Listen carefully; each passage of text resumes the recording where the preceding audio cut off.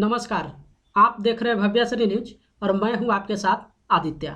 इस वीडियो में हम आपको कुछ यूनिक कंसेप्ट के बारे में दिखाने वाले हैं या फिर बताने वाले हैं।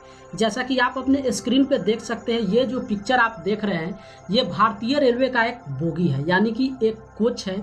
और इस बोगी पे आप देख सकते हैं इस तरीके का डिजिट टेक्स्ट किया हुआ है, यानी कि कुछ नंबर यहाँ पे डाला हुआ है। क्या आप जानते हैं कि भारतीय रेलवे के हर बोगी पे इस तरीके का नंबर क्यों लिखा हुआ होता है और उसका मतलब क्या होता है?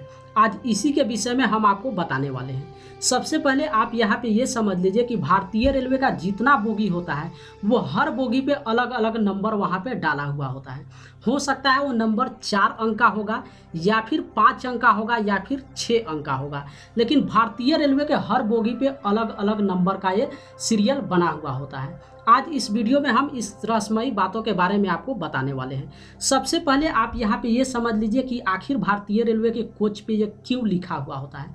अगर हम समझते हैं, सपोज डेट यहाँ पे मानते हैं कि 0152 किसी कोच पे लिखा हुआ है, यानी कि 4 नंबर का यहाँ पे डिजिट है 0512। अगर हम यहाँ पे डिजिट एक सपोज डेट लेते हैं कि 0512 डाला हुआ है, तो इसका मतलब होता है कि शुरू का आप 2 डिजिट पकड़िए, यानी कि 0 और 5।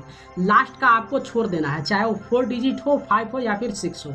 शुरू का सिर्फ आपको 2 डिजिट लेना है। तो 05 है, इसका मतलब है कि ये जो बोगी है साल 2005 में बनाया गया है। उसी तरीके से अगर डिजिट पे 92451 होगा, इसका मतलब होगा कि ये जो भारतीय रेलवे का कोच है ये साल 1992 में, यानी कि 1992 में बनाया गया है। तो इस तरीके से अब आप समझ जाएंगे, किसी भी भारतीय रेलवे के बोगी पे अगर आपको कोई भी डिजिट दिखाई देता है तो उसका शुरू का सिर्फ 2 डिजिट आप ले लीजिए और उससे ये पता चलता है कि ये जो रेलवे का बोगी है किस साल में बनाया गया है।